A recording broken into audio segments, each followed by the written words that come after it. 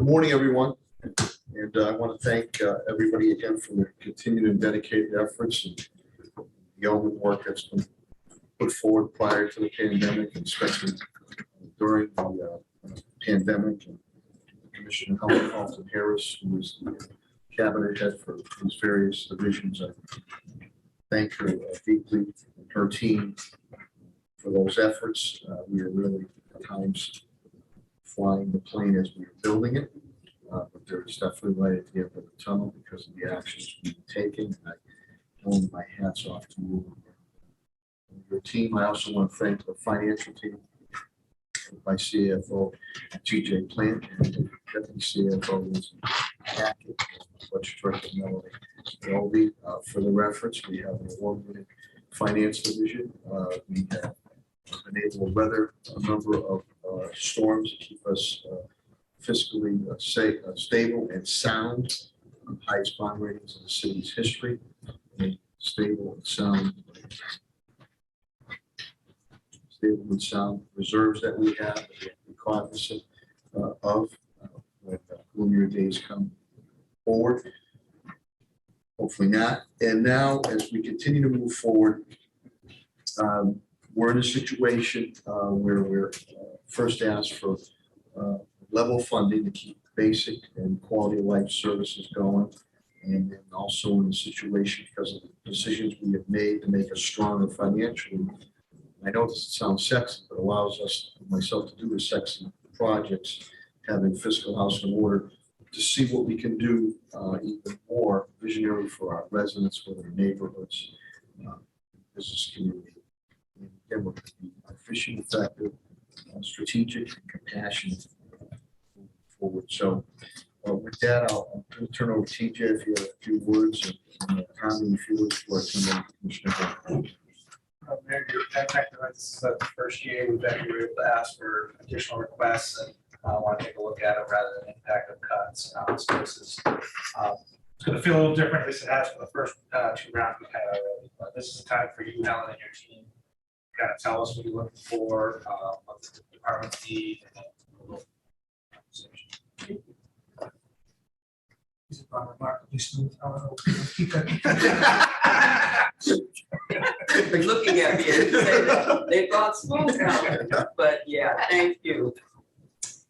So we just, the Division of Health and Human Services really wants to thank the mayor for your support during the pandemic and all that you did to keep our department stable. Also, it's important to thank the financial team as well for your support as we went through this pandemic and the process.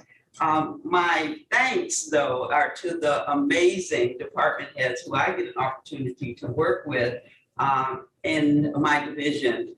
During the pandemic, I see us as the public-facing departments, and so we are the departments that deal primarily with the public. So to have been shuttered during the pandemic had an impact. But these amazing departments and department heads stepped up and got the job done and kept their services in place. And you'll hear about that since the beginning. They have stepped up. Elder Affairs stepped up and the phone calls that we needed in order to get people registered for their vaccines, as well as the libraries. They did that as well. Also, when we needed to hand out test kits, it was the libraries and Elder Affairs that did that job. Veterans kept their department stable as well. TJO, we are excited that we are going to introduce to you the person who we are going to ask to lead the department, Lori Swanson, who is here, and she will be presenting for TJO. So we are excited about that. So overall, the pandemic has had an impact on our ability to service our residents in person, but these amazing department heads have done an amazing job, and I'm grateful that I work with them. And so, Mayor, the order of presentation will be the libraries will go first, Elder Affairs and Veterans, TJO, and then I will bring up the rear. And so I'm going to start and ask Molly Fogarty if she would change seats with me. Molly? see you all. Thank you. Thank you, Helen, for all your kind words. And I also wanted to thank the mayor and the finance team and all the city departments that helped support us. Actually been 2 years, it's 2 years today that we closed down pretty much the library. It's March 16th, 2020. And any presentation, whether we're talking about the fiscal 23 budget or the fiscal 22 budget, has to be put into context of the pandemic. So, but you know, as Helen said, we never really closed. I mean, we may have shut our doors, but our staff, our innovative staff, got right to task immediately, started doing virtual programs. We reached out to the public, we shifted to virtual programs, and we realized that until we could start doing curbside, which wasn't until June 8th of 2020, we shifted our collection funding to more e-resources, e-books, downloadable music, videos, so that people could at least participate virtually and have access to more resources. And going into fiscal 22, we're really excited to open our branches on July 6th for reduced hours. Then we opened the central library and all the branches for 4 hours. 7. We resumed indoor programming in October, and then January, of course, there was a reset and the reduced hours, limited services again. The hardest for the public was not allowing them to use computers. Digital divide is such a big problem in the city of Springfield, as it is in so many urban centers.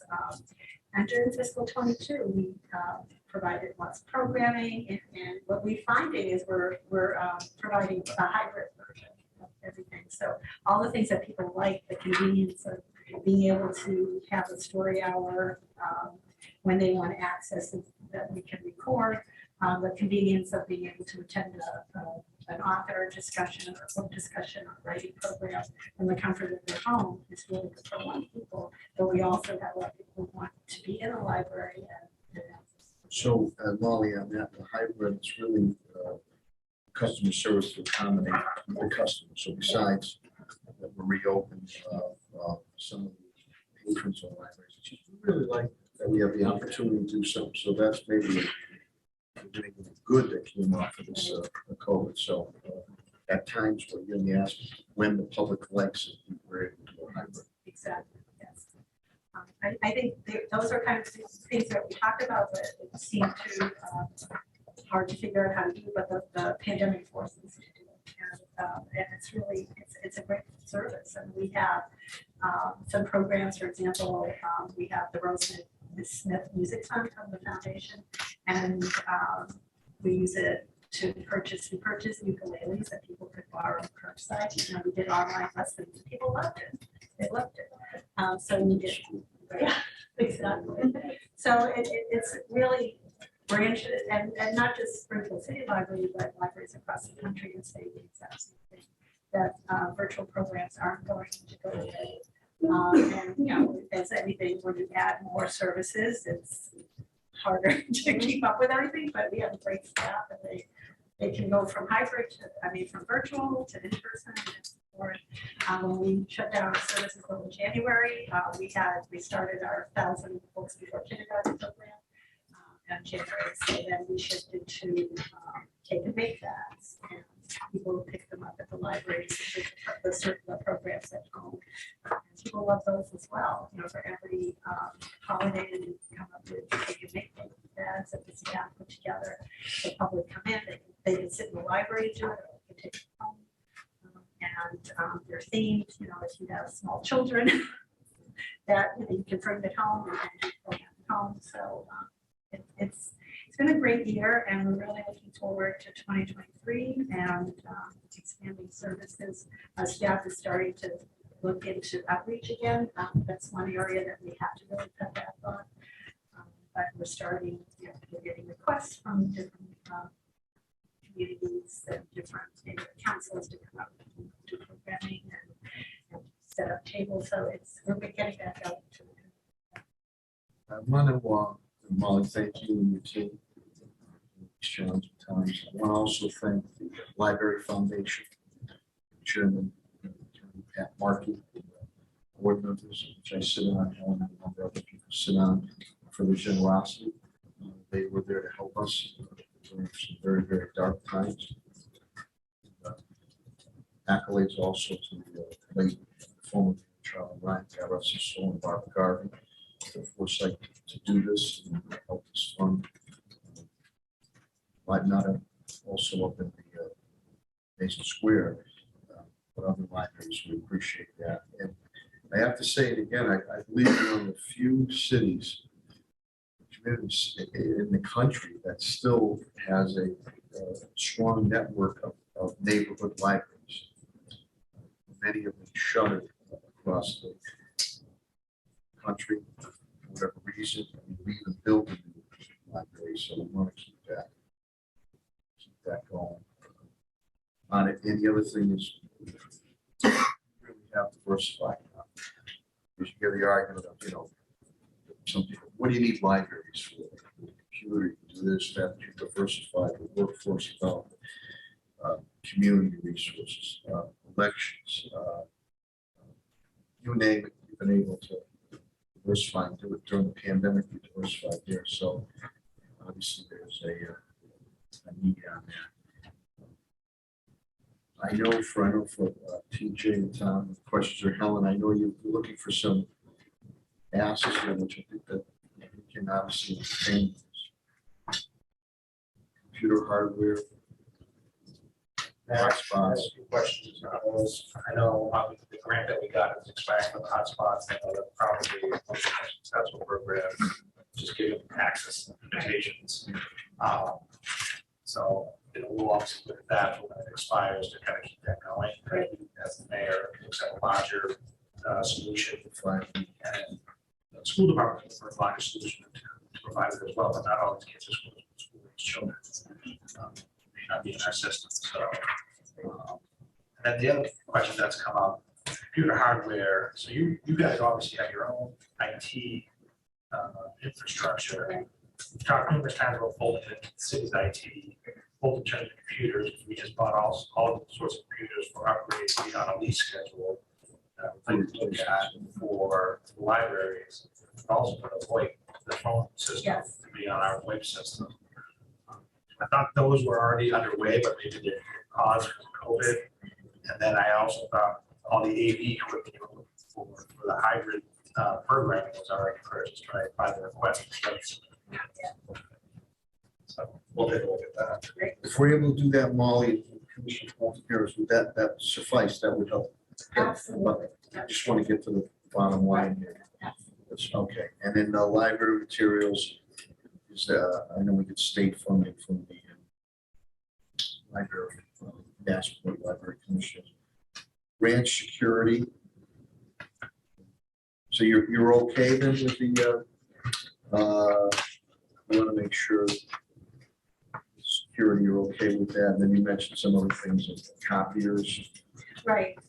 These are services that the public Yeah. A lot of have been people, asking for at the library. Force The staff will check this out. Central basis. Okay. Those are things that we can honestly choose to consider and entertain. Is there anything else, TJ, Tom?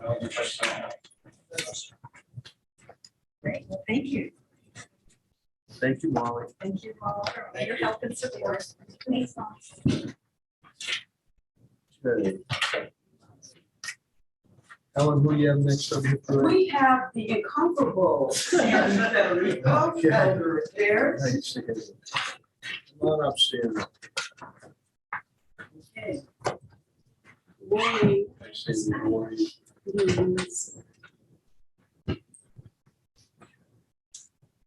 Why don't you give us a little bit of an overview and we might have some questions or comments. When I was thinking about coming here today, I wasn't sure, what constitutes highlights because of the 2 years we've all faced. And we're just really proud of the work we did to serve our city seniors. So we're going to brag a little bit. We've served over 16,000 seniors free lunches, which is incredible.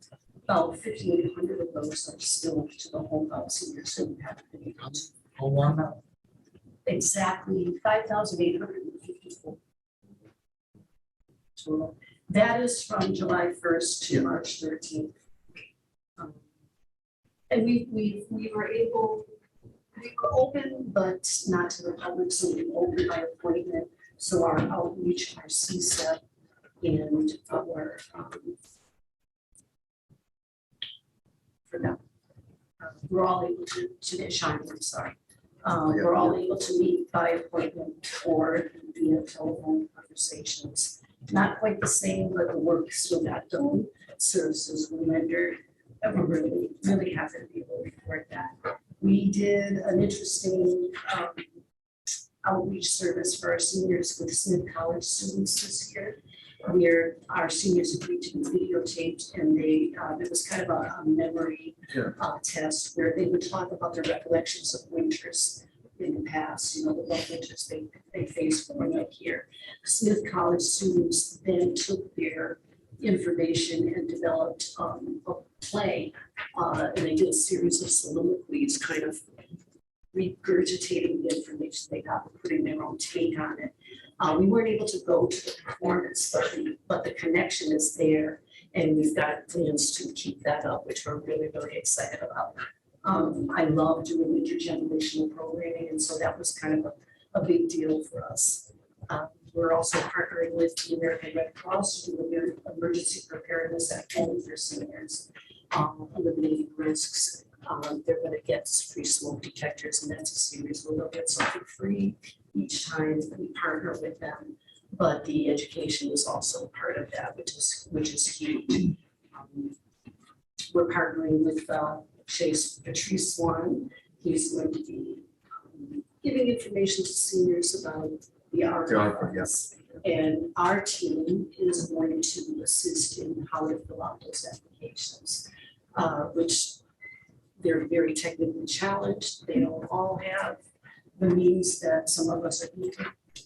So that's going to be another task, sort of like when we have to register them for the COVID vaccines in the first place. So we're going to take a little step back, but we're excited about the partnership.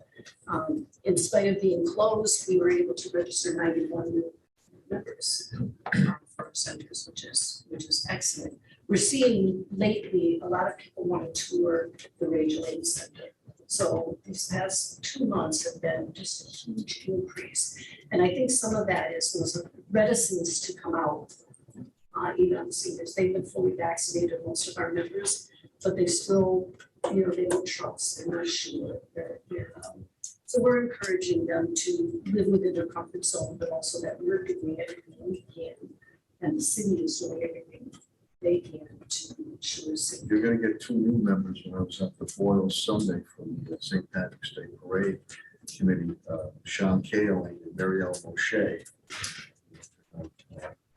Register, sign up, and become members of the Detroit Senior Center. Sean actually came into the building. They took, oh, okay, good. They told me they're gonna say really, they wanna go That's join. great. So good.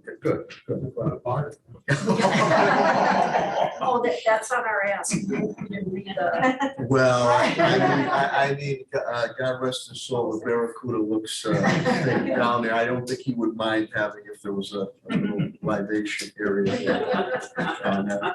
Okay, Ray. We've That's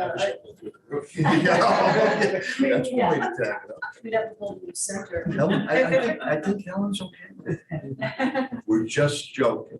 We're just joking. We have a hula hoop program, we call it Hooping It Up. Oh, with Dr. Orlando Worth, Dr. Hula Hoop, yeah. Olander did one of our drive-through parades, and drew so much attention, we created a program out of it.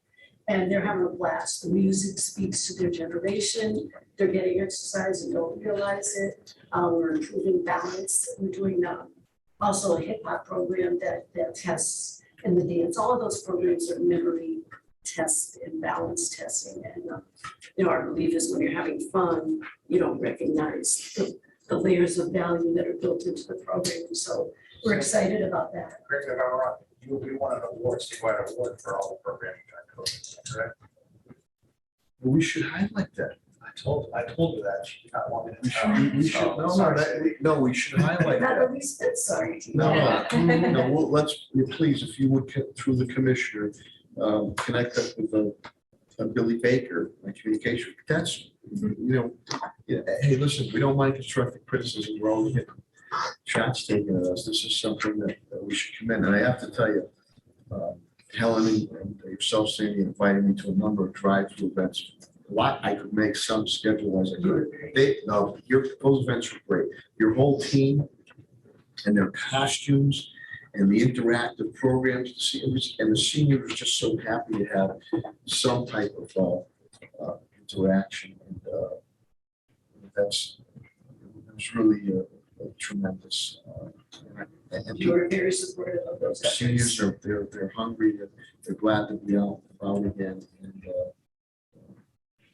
all our centers, especially the Ray Jordan Center, it's state of the art. But that state award, we should, we really need to highlight that, please. Sorry. It's good news, huh, Helen? We're always putting fires out, so we like to put out good news. Absolutely.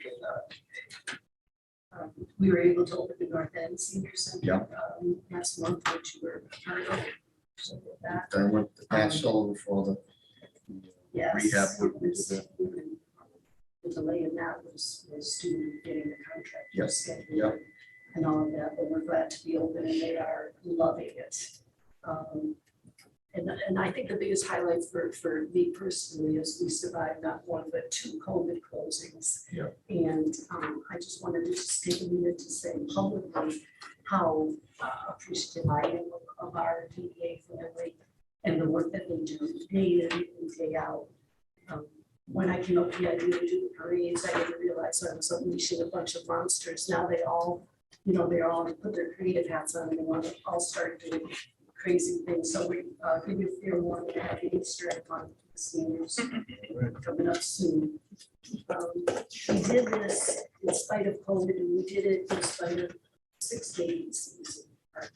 Doesn't sound like a huge number, but we're a small department, and so everyone stepped up big time. And I respect and admire them professionally, and I love them personally for their commitment. They're in the job for a reason, and it shows day in and day out. That's pretty much it. Teacher, On your additional service requests. Yeah. Yeah, the first one I'll address is the outreach coordinator position. That's currently funded through a grant from the Springfield Senior Services. And what I had to do, the outreach need, let's say, has grown exponentially, and so the job description no longer fits the scope of service for that position. Yeah. So I rewrote it. And I did submit it to HR, and I'm awaiting approval for the upgrade. But I also wanted it to be funded through the general fund. Greater Springfield has indicated that the salaries for these positions are not going to be carried by the grant in the next year or two. So there are 2 positions. I put the coordinator position in this year. Just kind of a heads up kind of a thing for us. So HR has. Yes, I hasn't gone to finance. I don't really know where it is. So that would be huge.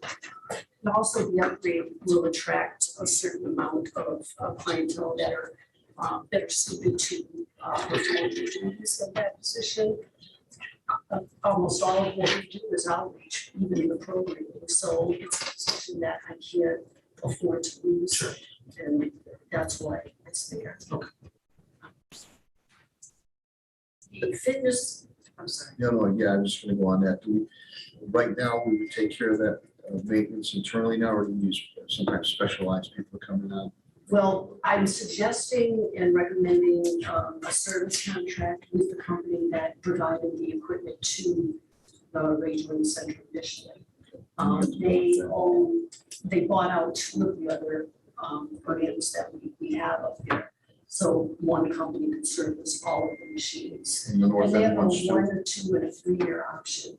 I have pricing. We also have the police department putting in the fitness center, all the fire departments are looking to upgrade. All under that one umbrella? Yeah. Okay, well, Not then, gonna do it.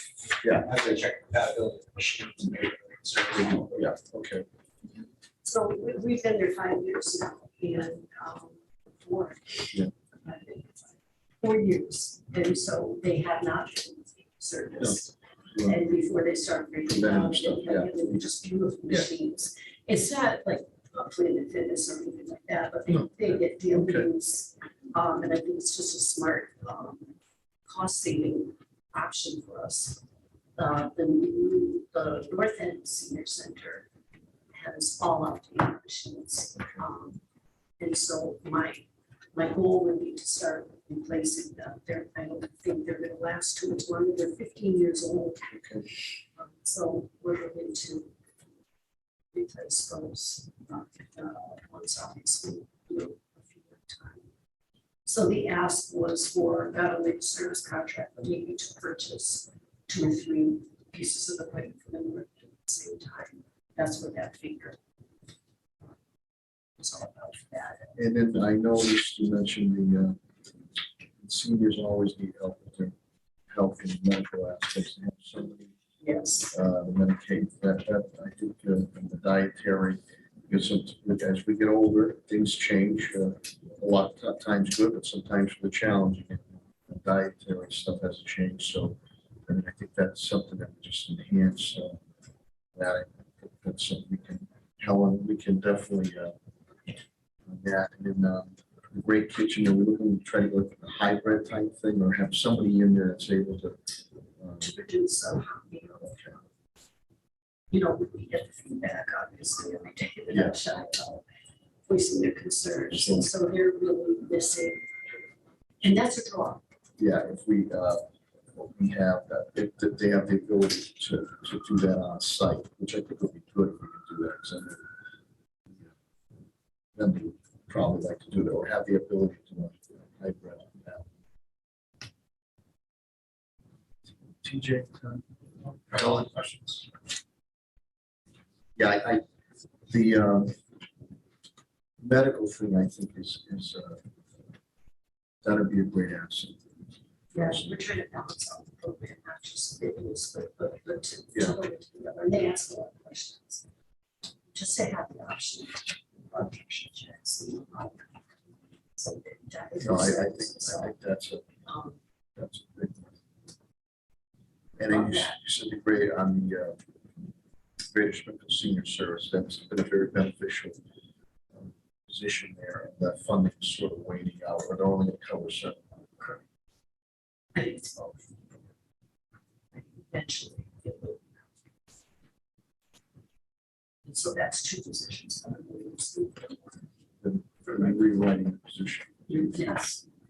TJ Town. TJ, if you need any clarification on that job description, let me know. I was just important right now, so.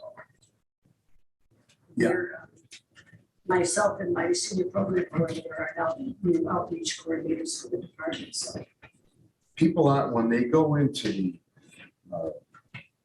Ray Jordan Center, they're very impressed, and it's state of the art that we built there. And it is very diverse too. Yes. That's important. The other thing I want to say too is that before this pandemic hit, I did purchase, purchased the bus, major bus, and the larger minivan, and we're looking to get that reprogrammed again as we finally start to move out of COVID and driver situations and stuff. And, so we haven't forgotten about that, and we did that a couple of years ago. They haven't forgotten. No, I know they, yeah, but again, we're trying to make sure we follow all of to protect our Absolutely. beloved seniors, but now as we start to come out of it, trips, whether, yeah, we're looking forward to doing that and getting proper drivers, so that hasn't been forgotten. Appreciate you all so much. Really. Thanks, Sandy. Thank you. Helen, who's next on your parade? Of course. Mr. Tom Belton and Mr. Joe Carroll. Okay. Dynamic duo. Bill Baker.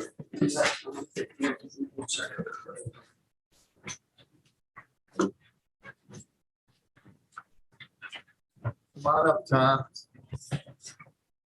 Tom, I was with your pal yesterday, Bernard McCluskey. And that was Great company there. yeah, well, that was a wonderful article they did on you and Bernard and the whole crew. Or you want folks, you want Joe, folks. come on up here. Helen.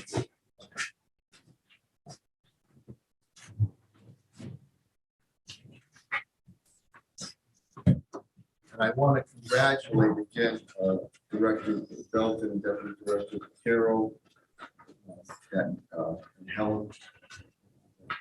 Federal award we received is because of all your hard work.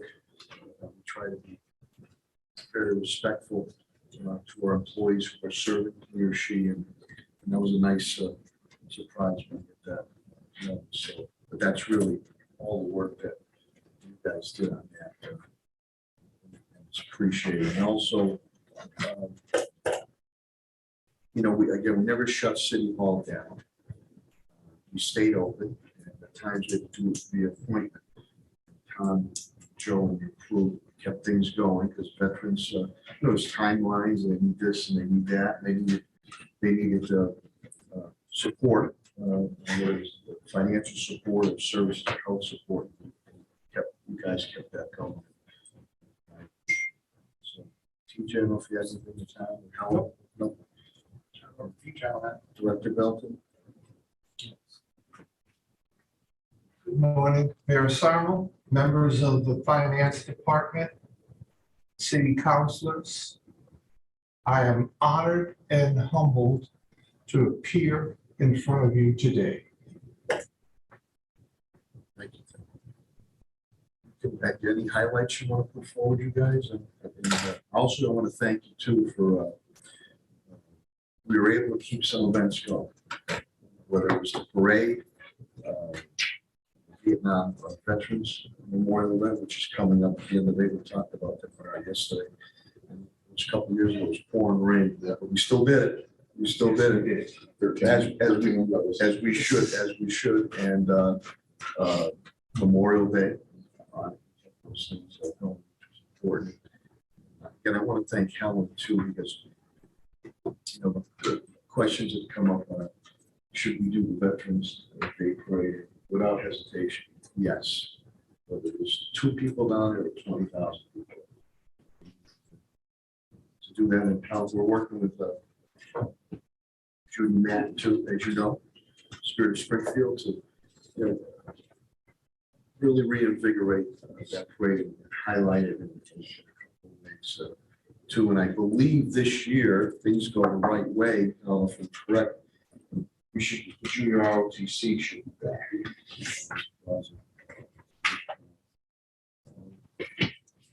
So I know that Tom and Joe, Helen, let me just get into what you're looking for.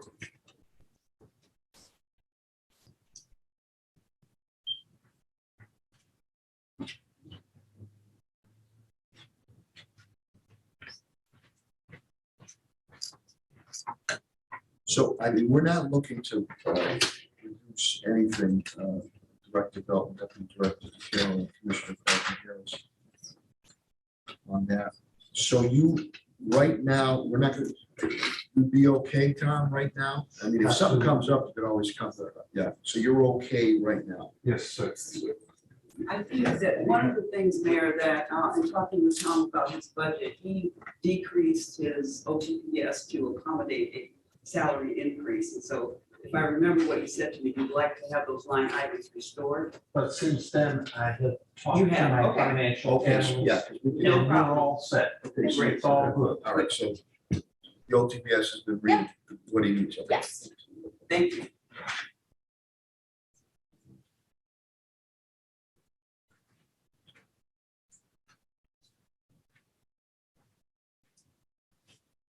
no additional requests and no.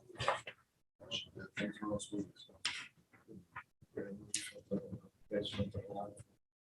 That's too. I know we also, Tom, we're working hard actually with Billy Baker too on the that level on this recognition. And also we're looking to do something highlighting Mason Square, Chester Square, the Vietnam veterans too. We're working on those two. We're at World War II, and that's in the mix. We're looking at that with Congressman Neil Ritchie. And working with Pat Sullivan there too. Yeah. Tom, Joe, somewhere, unrelated, I guess, there's talk about cutting North End. And putting more funds into the Springfield office, is that you see that? Or? They ran an article on that. And I think that someone had a thought and it got out before it was fully developed, because right now, the people I've spoke to have said that that is so far down the road. Okay. Veterans don't need to be concerned about it.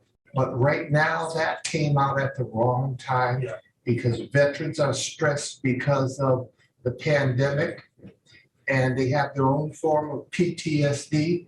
And when they heard about this just added another level of stress to what they're already experiencing. But so you're being told, sorry, No. so you're being told it's not necessarily the reality of this moment. It's not necessarily a reality. And if anything was to transpire like that, it's so many years down the road, we don't even need to discuss it. Okay. And again, Tom, you're right on the money. This way it came out, probably shouldn't have gotten Congressman Neil Ritchie's gonna fight tooth and nail out. They just sink millions and millions of dollars up there. And the next closest one Is you're looking in Newington, Connecticut. New Haven's another one. Springfield has, service, but the Northampton one is really where I understand Yeah. everybody really goes to, and Soldier On just built out there They too. built on the campus up there. So I don't, I remember we heard this talk, when it was back in the 70s, about Westover shutting down. I mean, Westover's a major hub for the nation now. Same thing. I don't see it coming to fruition. I know Richie Congressman will fight tooth and nail for that, as will Congressman government. So, as you sit down to reassure the veterans, I don't think that's going anywhere. We heard the same thing with the Holyoke Soldier Zone years ago. They wanted to shut that down. I don't think it was well vetted at the time. Right. I think it just got out on its own on a recommendation. Review us. But we feel the same way veterans feel. So, but I know as long as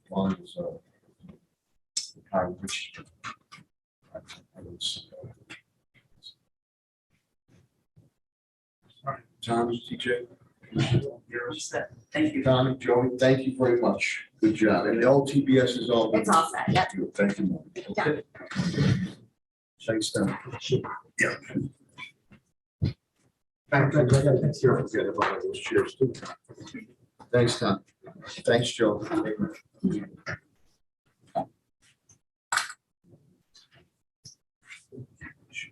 Yes.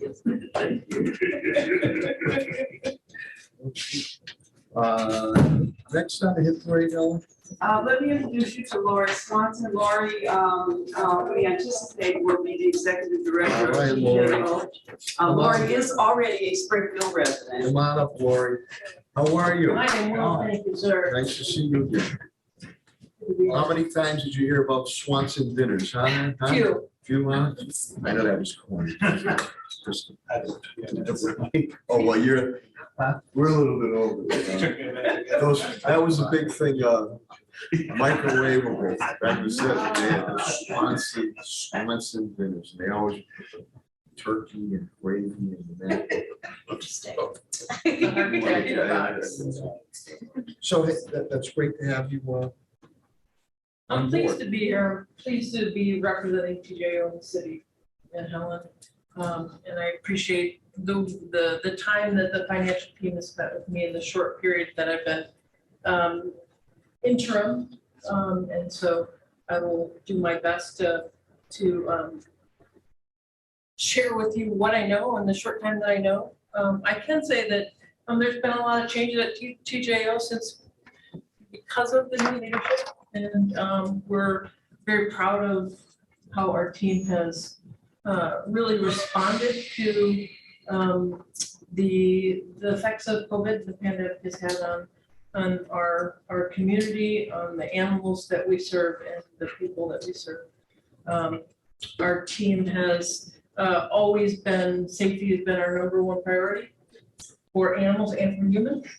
And we have done that, we have been able to do that. Our animal control officers have done an amazing job at putting in safety precautions to keep us so safe and in doing on making all of their service calls.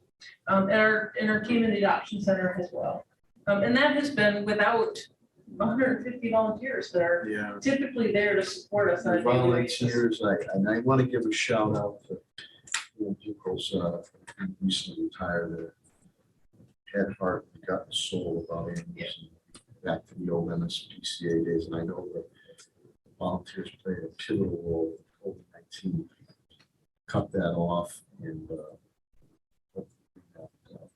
bring that back. But having you on board, that's a good, solid transition moving forward. I want to thank your officers that go out there. You know, I know sometimes the calls, whether it's nuisance calls or it's other things directly, but a lot of times I know they have to work with our police departments too. Springfield and Oil surrounding areas when it's a criminal activity type action. And there's animals that are involved, some innocently involved. So I noticed that handling skills of, I remember exotic snakes, fish, turtles, birds of prey, chickens, exotic bird, and even a pig. And a pig, last pig, she was with us for 4 months. She was.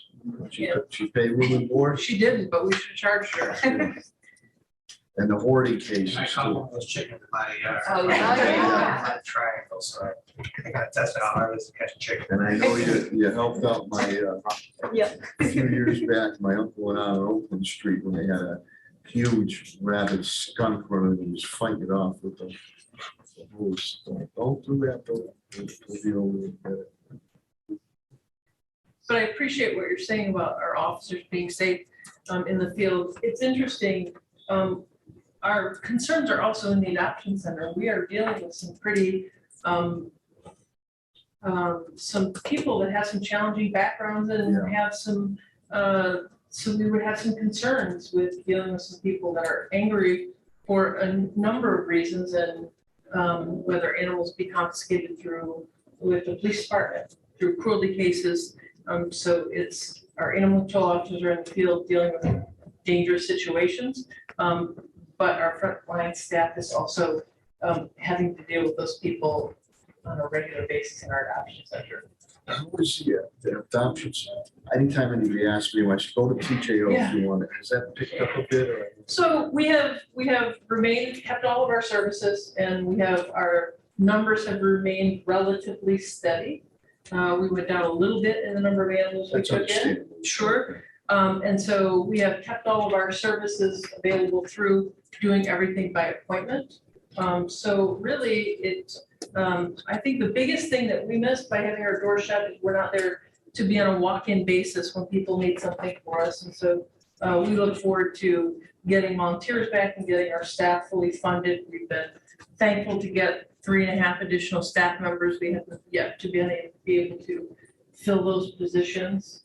We've had them positions open since January last year, or July. Yeah, we heard you, Pam, and loud and clear last year. Yeah.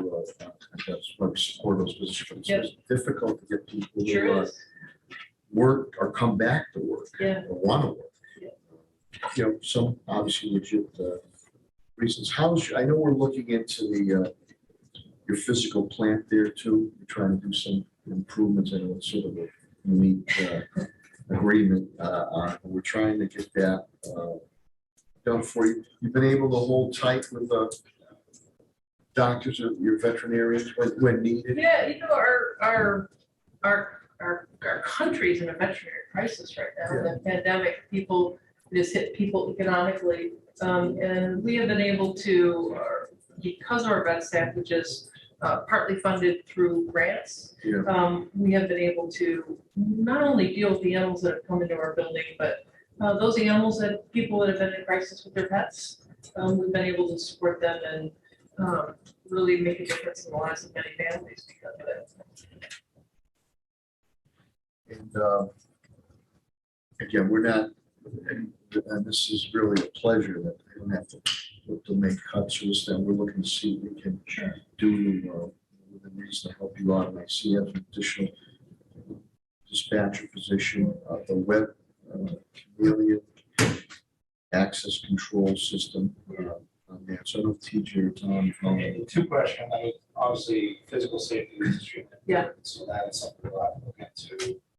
The access control, certainly swipe cards. We have had IT and facilities come and have started that Okay, so that process. started. So that's in the works. And then the dispatcher position Yeah. certainly is something that we've been looking at, trying to figure out. Because I personally don't understand why our dispatchers can't dispatch an animal control officer, but they've been elected to. Why? I don't know. I think I was under Casanelli and Joe. So maybe Well, we DJ. just looked like the Commissioner Academy and talked to Deputy. There were other, there's not, well, I just think they were yet another, like web community, that's the one that does the triage, correct? It helps with triage, yes. It also does a lot with giving immediate directions to wherever they're at, right from their phones. I think the thing with dispatching is that there's so many different types of calls Yeah. regarding that. It may or may not be, and I guess I would have to have more conversations. So it would be a specific, more specific, because they might call, it's a 911 Yeah. call and whatever incident's going on there, and they might, in passing, might mention that there's a dog or a pit bull or there's a snake there. So maybe that the officer doesn't know at that time when they're going in there, whether TJO was needed, or if there's been a rally call. Yeah, I just wanted to know more into it, because we just built out a whole dispatch center against some CAD system. Your volume, I can't imagine it's gonna add any major workload to their volume. Yeah. But they add more complexity, or if you might do something at TJO, And you might want to know the person. I think one of the things about it, Especially trained, or if they can be specially trained, and then the other dispatchers have some basic training on, geez, you gotta talk to John Smith, give John Smith a call, or Jane Smith. Sorry. I think it also reduces the number of calls if you have somebody experienced in what the calls are. So many of those calls can be triaged and prevented from sending an animal control officer even to the field if we have somebody that is well versed in how to deal with situations. So there may be situations that are appropriate, Yeah. certain wildlife situations that we're not going Not to. for you guys. But so I think there's so many calls that can be just triaged and handled over the phone versus sending an animal control to the field. Right now, they call into a line, check messages, is that correct? Yeah, they do everything And off 311 the phone. transfers a lot of calls, is that correct, when they get calls? I'd have to look into the number of calls that are transferred to 311, that I'm not familiar with, but most everything, It's not, Oh, right, yeah, and 311 will take for general calls, you're talking Right. about triage emergency calls. that's right, So, because 311 is a great catch-all. yes. This is Dog's triage, been hit by a car, or Okay, somebody's triage hurt by a emergency. dog, yes. and I've heard many times too, when, like police radio, that when that occurs, you'll hear, they'll say, get to call make sure TJO was Yeah. called. Okay. Sure. I'll ask. Yeah. Much of that. Helen? I am next. I don't have any questions. Thank you. Glad to have you on board and Pleasure. continued success. Thank you, everyone. I think one of the things that we have to do is bring closure to the contracts with the other two cities. If we can have that discussion at another time.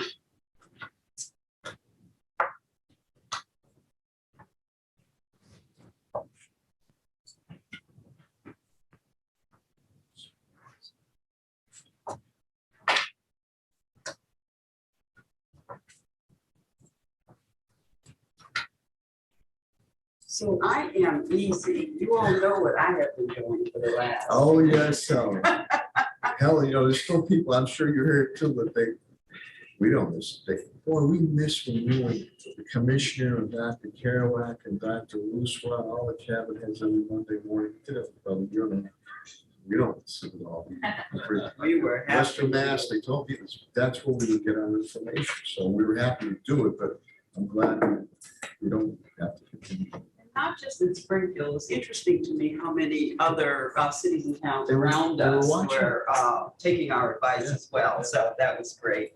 So for the last 2 years, the Department of Health and Human Services has responded to the COVID-19 crisis. And one of the things, I am very proud of our staff who took on dual roles. I mean, all of them did work that was not in their job description in order to get our department through this crisis. And I will remind us all that COVID-19 is not over. While we are all pleased that we are seeing very low numbers right now, we know that there's the potential in the future for different variants and our need to respond. The couple of the highlights I think that people in the community have talked about, Mayor, is your putting together the task force, that group of individuals who came together to advise us for the first year. Very highly skilled professionals who worked with us to help the residents of the city. So, and right now we have the Youth Task Force who's continuing to meet and continuing to have initiatives across the city. They will be doing a big event at the riverfront. What was great about the youth is they said, we don't want to just talk about COVID-19. We want to talk about health and wellness from a broader perspective. We want to talk about COVID, but we want to talk about other things as well. So the Youth Task Force as well as the Task Force were really very important, and their work is continuing. Helen, can I just say something? She's not going to say it, but you know, the Vax Force put together nationally recognized Ebony Magazine, the preeminent African American Black magazine in the nation, did a big story on that. And you know, Helen was looked upon as the expert advice not only Springfield, but really Western Mass area in pitching award those efforts. And it really, you don't want this to happen this way with COVID-19. I mean, we dealt with natural man-made disasters, with public health is an important component. But a lot of times people don't think of public health at all. COVID-19 has put public health on the forefront. We learned a lot of valuable lessons, and I deeply appreciate the reference. Hopefully we're on it. And the testing, the vaccination clinics that we held, working with Governor Baker and Lieutenant Governor Cleaver and Health and Human Services Secretary there, Sutters, and many that Helen put on with our partners that we put on. Whether it was with AMR, Caring Health Center, Big Y, Bay State with Dr. Kerouac, whether large or small, and also going out to creative venues to reach out to youths, the senior stuff, we have a lot of senior stuff. So I want people to remember that, you know, especially it's much easier if you guys did something wrong. Constructive criticism, we don't want, but I want them to remember that a lot of good things did happen in a challenging time. Thank you, Father. I'm gonna shut up. No, so I, to your point there, the Department of Health and Human Services with AMR immunized over 12,000. Now that's just the department in AMR. That is not the vaccination clinics that happened with our other partners. So we vaccinated over 12,000 individuals. We're continuing to vaccinate right now. Also, I think it's important to say that we handed out over 220,000 test kits. We're continuing to do that right now. And I have to go back to thank Sandy Federico, the Department of Elder Affairs, as well as Molly Fogarty from the libraries. We had test kits that we gave out across the city. We made sure that there was a site in every neighborhood in our city, and I could not have done that without my staff and certainly not without the support of the libraries and elder affairs. Our 330 Health Center, Health Services for the Homeless, had a 3-day site visit by HRSA. We have some findings that we're dealing with right now, but we overall did extremely well. So that's our biggest grant, and that went absolutely well. So the staffing, I think, is also a challenge for us. We're having a difficult time, as you know, I think recruiting our nurses, our nurse practitioners, our environmental health director transitioned. He's still helping us. And so that position still remains unfilled. We also are in the process of recruiting a physician. Our physician will be transitioning in April. Those are positions that have been difficult to fill. Helen, is that the reasoning there is that the besides the workforce development challenge, is it salary there, or is it any other thing that might be an issue? I think salary for the RN positions, we have 2 openings and have had them for years, could be a factor. Nurse practitioner positions that is a grant position. Our physician position is a health center position. So those we're able to offer competitive salaries. But I think the environmental health position, as well as our nursing positions, that salary could be an issue. And I know that we don't want to consider waivers because we want to hire Springfield residents. The Office of Racial Equity and Problem Gambling have been doing wonderful jobs as well. I have a PowerPoint from Chris Mary and the work she's done. We have been invited to present for the Civil Rights Subcommittee, and we will do that. The Office of Problem Gambling has been doing an excellent job as well. I could go on. I think I am just extremely pleased about my staff and what they have done. And I, again, could not have done it without an amazing team that worked with me and make me look good every day. And I appreciate that. So I'll stop there with our highlights. Well, Take any questions. We just, Commissioner Carlton Harris and I with Pat Sullivan and others just met the other day on health and wellness, and with some programs that we're looking to do, initiatives in our parks. This is sort of, I say, high-tech, state-of-the-art in our north and rural front area, Oakland, and we're building in health and wellness for our residents, young enrollment, our seniors too. So stay tuned for that component. It's going to be very beneficial. So one last thing, Mayor, we have purchased a medical van, and we will be unveiling that when your schedule permits. So we have a van that we will be going around the city and providing medical services. That was purchased with the health center, but I think it's going to be important for our residents for us to be mobile and be out there, be able to do our vaccination clinics mobilely, as well as other services. So that's going to be, the van is up at DPW. I think that's great. Helen said I'd be allowed to wear a light jacket and a stethoscope, and I can play a doctor on TV. As long as you don't do an invasive procedure. Oh, no. Don't worry about that. I think we're fine. That's good. It's being proactive because we go right into some targeted neighborhood. That's the other thing too. When decisions were made with COVID-19, held very big on going on medical sciences and public, but on the facts, the statistics, targeted areas. Where were we low on getting vaccination rates? Where were the higher rates of infection occurring? And we would go right into those targeted areas. So Helen, on your with TJ and Tommy, but you're looking for a grant writer, researcher. So I'm going to go through this very quickly. So you all probably don't remember, the mayor and I and Tom Ash, I don't know if you remember, the Department of Health and the Department of Human Services were two separate departments. They were merged in 1997, a while ago, and a part of that merger, and I wrote that merger, so I know what it said. We had a lot of new positions in there. And because we wanted to bring the health department up to a place where it could be integrated as far as health outcomes were concerned. So the request, grant writer researcher, I would like to have that position, not just for Health and Human Services, but for our division. Our division is primarily a grant-funded division. All of these individuals write their own grants and they research their own grants.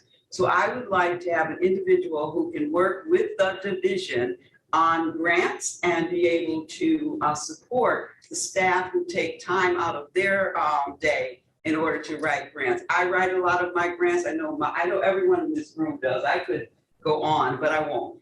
So that's that position. Epidemiologists, I think one of the things I've learned during the pandemic is that we need somebody who is just really data focused. Now, my staff has been doing it.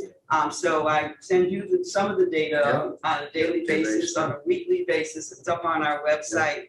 But we need, I'd like you to consider that. Healthy Springfield Coordinator. If you think about the city and how fragmented we are around services, you take mental health. Nobody can put their fingers on who's doing what services and how it impacts our residents. So we also don't know what agencies are getting what funding and what services should they be providing. And I think that we need to be able to do some documentation around that. Substance use prevention, we do have individuals who are doing that work already. And we want to make sure that we are coordinating better with, again, across venues. So someone whose job it is to make sure these services are coordinated, whether it's the methadone services in the North End, whether it's services that New York does. I'm doing agencies who I know are doing work around this. But again, our city in public health appears to be, and the pandemic has shown a light on this, fragmented around who is doing what and who's getting funding to do what and whose outcomes are really having an impact on our residents. You bring up a good point. I know we're going to be meeting, I think it's we're going to be meeting on the opioid stuff, which suits we have put forward, states put forward. We've continued on our own. So we want a bigger piece of pie, and that's coming to fruition. So we can move on the public health side and on the public safety side of that. And speaking of that, we've been out of unorthodox, thinking out of the box.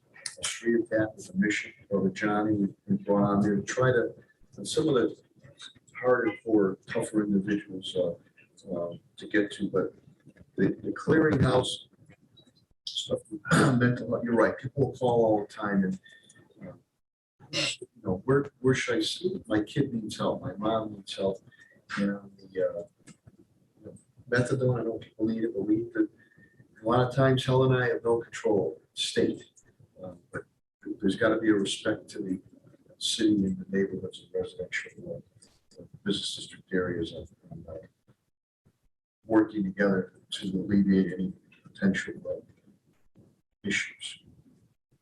So these are just some of the, and you know, social media is the last one. That's a real, obviously, gap because we don't have, and our IT department, while they try to help us, really sometimes does not have the capacity to help. And I want to thank Communication Director Baker and Molly too, that you know, we've been able to highlight it on that. We want to really stand alone. We still do. We report every day on the COVID stuff and what we've done and where you need to go. And I appreciate that. But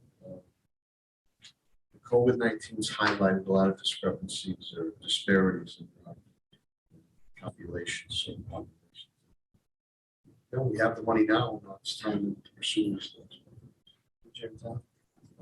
Or Helen or something. No, I'm fine. I just wanted to thank you all once again. Thank you, Mayor. Thank you to the team who are here. So thank you very much.